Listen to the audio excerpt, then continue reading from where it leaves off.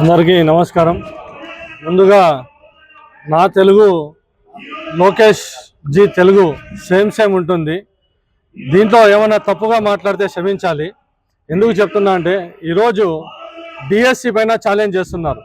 జగన్మోహన్ రెడ్డి గారి పైన చెప్తున్నారు దమ్ముంటే రమ్మని చెప్పి. మీకు దమ్ముంటే సిబిఐకి స్వాగతించండి. మీకు దమ్ముంటే సిబిఐ దగ్గర వచ్చి మీరు సమాధానం ఇవ్వండి. మీకు దమ్ము లేదు సిబిఐ దగ్గర వచ్చి మాట్లాడడానికి.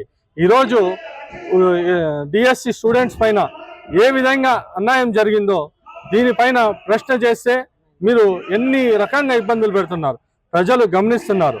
ఈరోజు రాష్ట్ర వ్యాప్తంగా వైఎస్ జగన్మోహన్ రెడ్డి గారి ఆదేశాల మేరకు మా అనంతపూర్ నియోజకవర్గంలో అనంత వెంకటరామరెడ్డి గారి సూచన మేరకు 3 రోజులు నిరాహార దీక్ష ఘనంగా చాలా మంచిగా జరిగింది. ఈ దీక్షలో ప్రతి ఒక్క స్టూడెంట్ అయితేనేమి, అలాగే అనుబంధ సంఘాల నాయకులు అయితేనేమి ప్రతి ఒక్కరు హాజరు కావడం జరిగింది.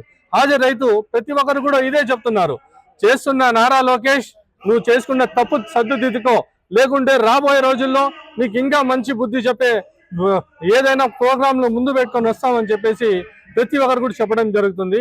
ఖచ్చితంగా లోకేష్ గారు మీరు చేసిన తప్పుకి తెలుసుకొని ముందుకు వస్తే ఇది రాష్ట్రానికి మంచిది, అలాగే మా డిఎస్సి స్టూడెంట్స్ కూడా మంచిది. అలాగే ఈరోజు అనంతపూర్ నియోజకవర్గంలో దగ్గుపాటి ప్రసాద్ గారు ఈ డిఎస్సి సభ పైన మాట్లాడడం, కామెంట్లు చేయడం జరుగుతుంది. అయ్యా దగ్గుపాటి ప్రసాద్ గారు, మీరు అనంతపూర్ నియోజకవర్గం ఎమ్మెల్యే గారే కదా, మీ చేతిలో కూడా కొన్ని పదవులు ఉంటాయి కదా.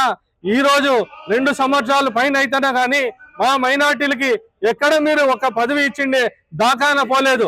మీరా డిఎస్సి స్టూడెంట్ల పైన పోరాటం చేస్తానే వైఎస్ఆర్ కాంగ్రెస్ పార్టీ పైన మాట్లాడేది. మీరు మాట్లాడే మాటలు ప్రతిదీ కూడా మీరు చేస్తున్న పనులు ప్రజలు గమనిస్తున్నారు. రాబోయే రోజుల్లో మీరు అంటున్నారు 11 సీట్లు ఉన్నాయి వీళ్ళకి, 11 సీట్లు డిపాజిట్లు కూడా ఉండవు అనేసి. మీరు సింగిల్ సీటే కదా, రాండి రాజీనామా చేసి రాండి. మా అనంతపురం నియోజకవర్గంలో అనంత వెంకటరామరెడ్డి అన్న గారు మీ పైన ఇంకోసారి పోటీ చేస్తారు. మీకు దమ్ము ఉంటే గెలిచి చూపియండి. మీరు సింగిల్ సీటే కదా. ఈ రోజు డిపాజిట్లు రావని చెప్తుంటారు. డిపాజిట్ల గురించి ప్రజలకు తెలుసు.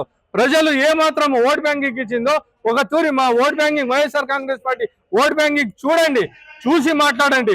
ప్రజలు గమనిస్తున్నారు. రాబోయే రోజుల్లో మీకు సింగిల్ డిజిట్ కూడా ఉండదు. రాబోయే రోజుల్లో తెలుగుదేశం పార్టీ ఒక్క సింగిల్ డిజిట్ కూడా ఉండదు.